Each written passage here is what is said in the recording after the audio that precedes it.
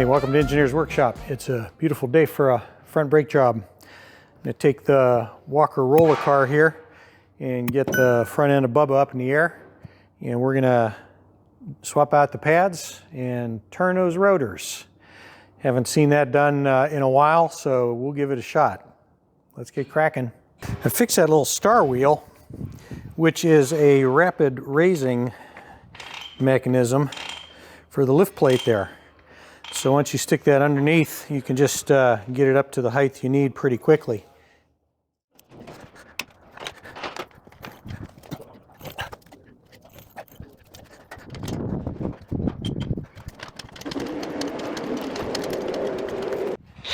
To try out another Christmas present, my DeWalt electric electric impact gun here.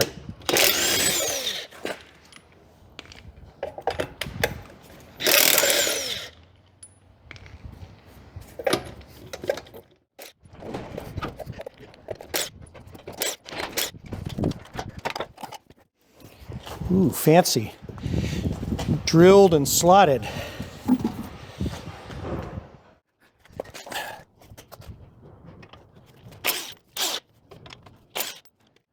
Toyota makes this a little bit of a pain. Normally what you do is you just take the caliper off and let it dangle by its rubber hose, which is of course not good, but they got a bracket here and a hard line. The bracket also holds the anti-lock cable, so I'm going to have to take this little bracket off before I can pull the caliper. That's a 12 millimeter.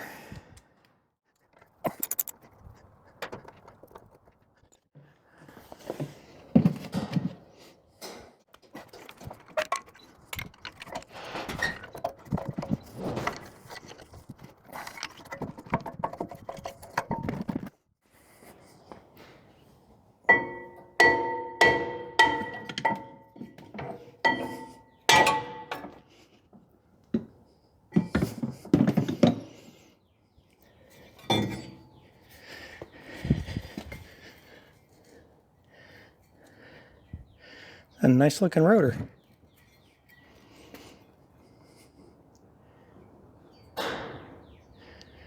Over to the lathe.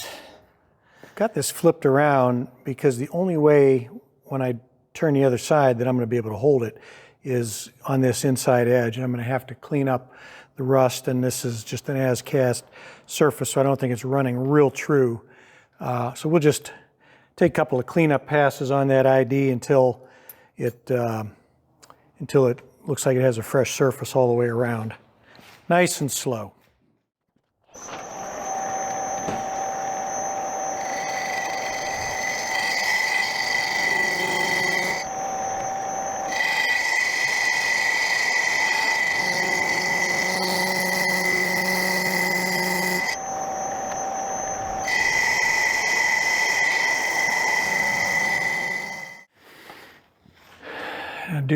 Due to the diameter of the workpiece, I have to turn with the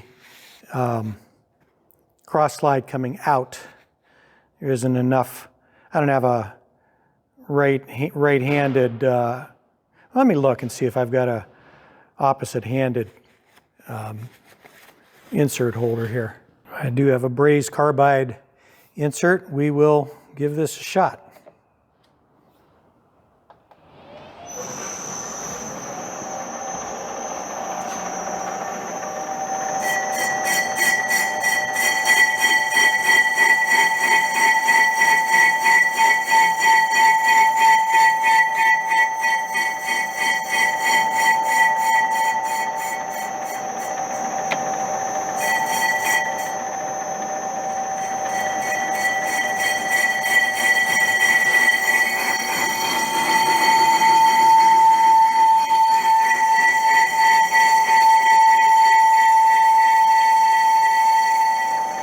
Quite a ridge on there.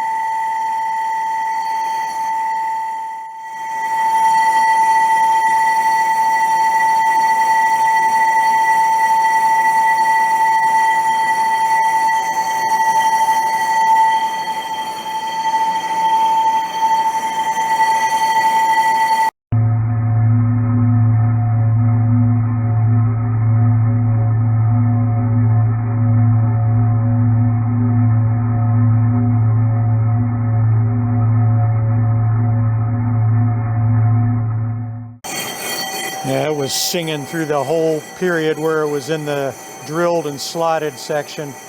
Now it's a little quieter.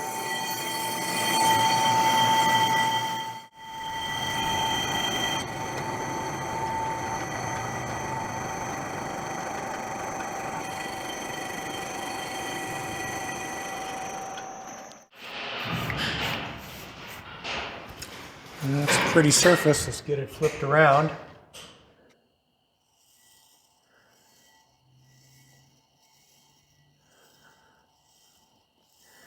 Got a half to maybe 1/1000 run out, so I'll take that. And let's get this flipped over and see if we can get the other side parallel.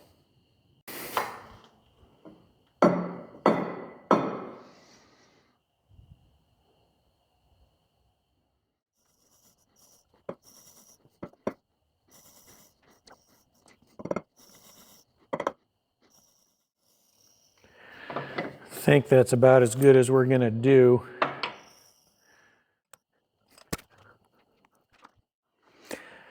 Going to have to run with more stick out to get past this hub.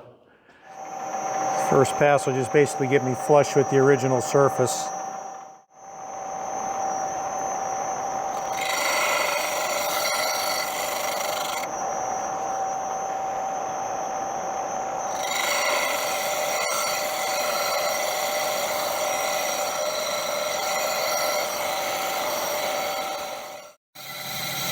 Getting real close with the compound and the face of the hub there. I hope I've got enough to make it the rest of the way to where the pads ride before I have to reposition it and try again. So right about at the end of those slots, I had to shift my tool out a little bit further because my compound was starting to hit this. A couple of dings there. Yeah, take those off. Why not?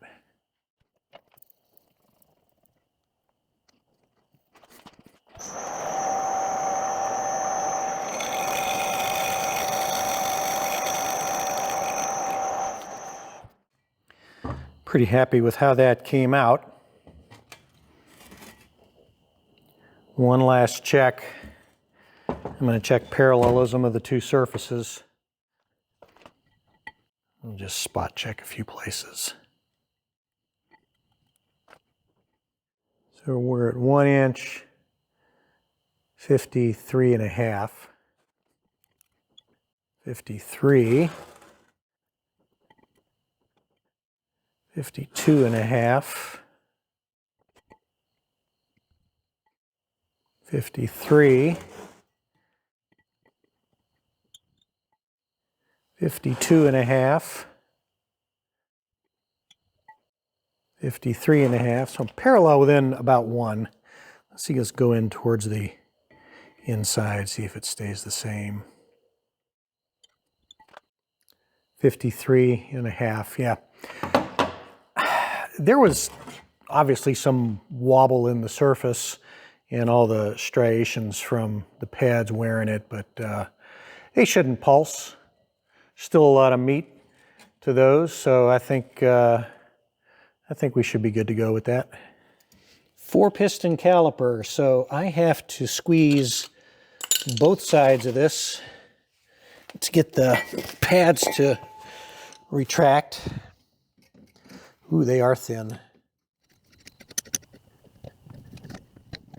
And there's all kind of retaining pins and stuff holding these pads in place.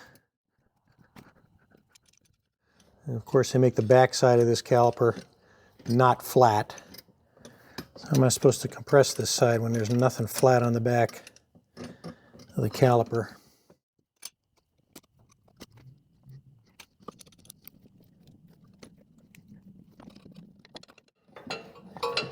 And of course, you can't go that way because the mounting tabs are in the way.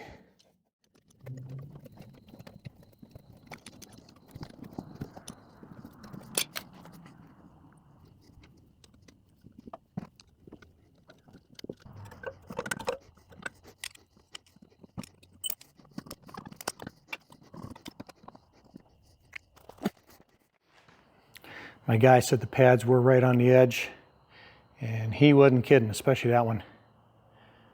I don't know, 40 thousandths left.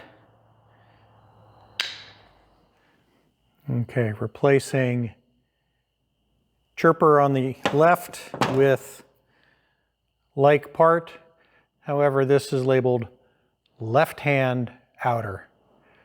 Now, left, correct me if I'm wrong, is the driver's side. So I don't get that.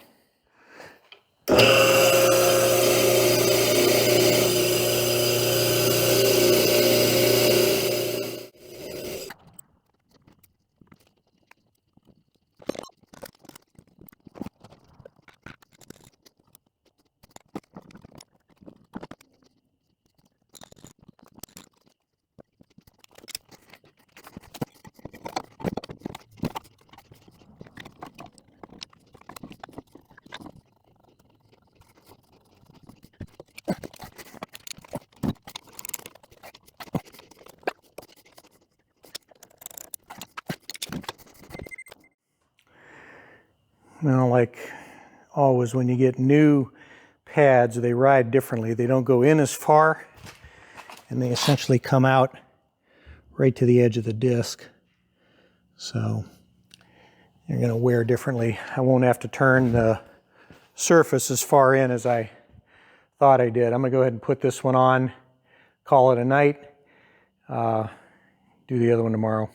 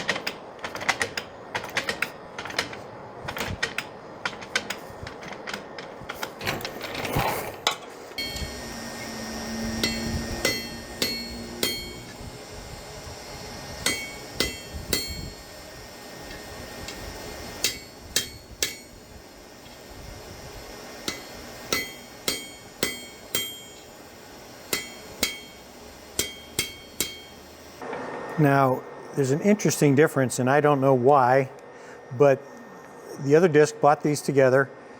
The fins are, I'd say, a good 1/4 inch recessed from the back edge of this inner disc, the one that I trued, and I was cutting right into those fins. So I don't know, just different casting. So I'm going to begin by truing this diameter here.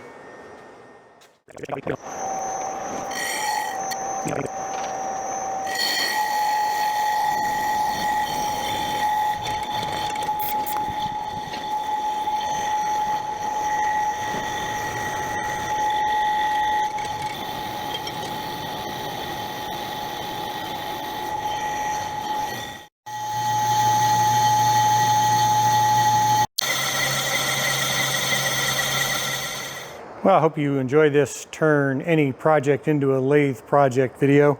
Engineer's workshop. Brakes had to be done, so have a little fun while I'm doing it. Enjoy the nice weather.